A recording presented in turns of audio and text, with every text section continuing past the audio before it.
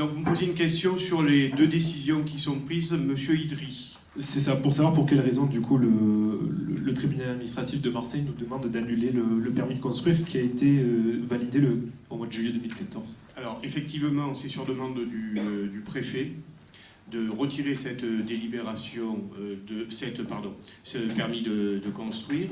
Bon, il s'est avéré que le juge a considéré, par rapport à la délivrance du permis de construire, bien que ce monsieur a tout à fait justifié de sa position d'agriculteur, que les déclarations sur un plan fiscal étaient insuffisantes et qu'à ce titre, le préfet a demandé de retirer le permis de construire et cela a été suivi par le tribunal administratif.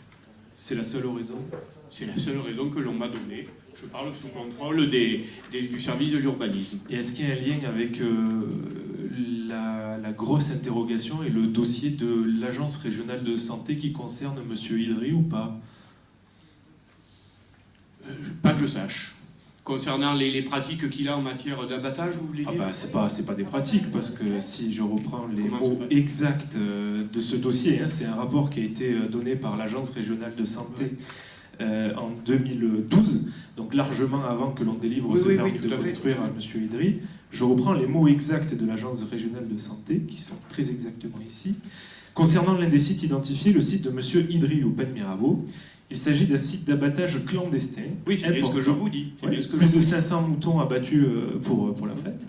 Ce site bénéficie en conséquence de l'inspection vétérinaire et post-mortem des animaux avant abattage. Une procédure pénale était en cours en 2012. Oui, tout à fait, oui.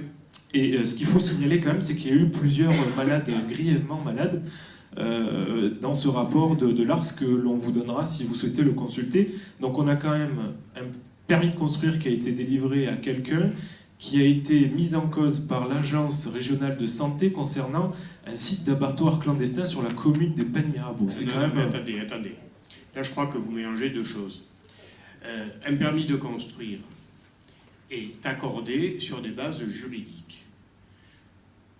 Quelqu'un dépose un permis de construire pour un hangar et fait part de son statut d'agriculteur. Et ce statut d'agriculteur, il l'a effectivement.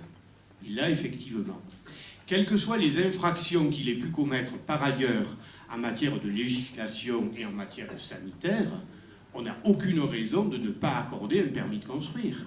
C'est deux choses complètement différentes. Le tribunal administratif a jugé, pour des raisons fiscales, et je vous dis encore ce qu'il m'est donné comme renseignement, que ce permis ne devait pas être accordé. Parfait. Je dirais tant mieux, et tant mieux si ça incite ce brave monsieur à rentrer dans le cadre de la loi en matière sanitaire. Mais on ne peut pas refuser un permis de construire sur la base que quelqu'un a commis des infractions au Code de la santé publique. C'est deux choses complètement différentes. Mais tant mieux si ça le met dans le droit chemin de ce côté-là. On est complètement d'accord. Est-ce que je vous ai répondu? Parce que ça me paraît clair, c'est deux choses différentes. Savez-vous aujourd'hui, monsieur le maire, que monsieur Idri n'est plus l'exploitant de cet abattoir? C'est monsieur Salah qui est le propriétaire. C'est en bord de route, tout le monde peut le voir. Oui, mais je vous dis pas le Donc contraire. le permis de construire n'a pas lieu d'être donné à ce monsieur qui veut rentrer dans le droit chemin, puisqu'il n'est plus le propriétaire. Il dépose... Non, mais attendez, là vous faites un amalgame. Il dépose un permis de construire. Ce permis de construire est instruit selon des règles habituelles. Il est délivré. Le préfet et le tribunal administratif jugent que ce permis doit être retiré. Il est retiré et c'est bien comme ça. Donc du coup, on a bien compris votre réponse concernant le permis de construire. Qu'est-ce que vous avez à nous répondre sur ce phénomène quand même hyper important d'avoir un site d'abattage clandestin sur la commune? Qu'est-ce que vous répondez à cela?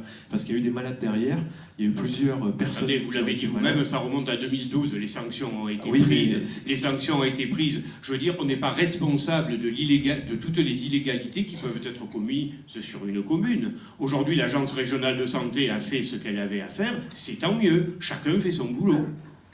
Chacun fait son boulot. Vous n'avez pas de réponse à apporter. D'accord, merci. Mais bien sûr que je vous apporte une réponse. Ce n'est pas à moi de sanctionner. Enfin, je sais pas. On peut le dénoncer sans le sanctionner. Mais bien évidemment que je le dénonce. Bien déjà, évidemment que je le dénonce. Mais c'est pas une réponse. Enfin, comment voulez-vous que l'on puisse justifier... Vous voulez me faire dire quoi? Comment voulez-vous qu'on puisse justifier un abattage clandestin? Bien sûr qu'on le dénonce, bien évidemment. Je suis moi-même allé visiter les sites vous savez, on va pas dériver sur des considérations, surtout par les termes qui courent concernant certaines pratiques. Ne dérivons pas sur ça, restez sur le sujet. Si, justement. Tout le sujet est là, au contraire. Tout le sujet est là. Parce que, actuellement, il y a très souvent, il y a une double illégalité de l'abattage des moutons à certaines périodes de l'année. La première illégalité, c'est pour des questions sanitaires. La deuxième illégalité, c'est pour des raisons fiscales. Ce qui a été retenu là par les autorités de la préfecture et du tribunal administratif, ce sont des raisons fiscales. Il n'empêche qu'on fait tout pour prévenir, je dis bien prévenir, les infractions au niveau sanitaire. Je suis allé moi-même et à plusieurs reprises visiter avec les services vétérinaires, des sites d'abattage ou de stockage. Et pas plus tard que l'été dernier encore. Après, au moment où ça se passe, on ne peut pas tout maîtriser. Les services vétérinaires viennent très régulièrement, puisque c'est à une période bien précise, hein, c'est bien de l'Aïd qu'il s'agit, visiter les pratiques, et c'est bien des pratiques dont il s'agit, et prennent des procès-verbaux en fonction de ce qu'ils constatent. Je crois que les choses sont on ne peut plus claires. Je vous ai répondu? Non. N'en parlons plus. Alors, moi j'estime avoir largement répondu.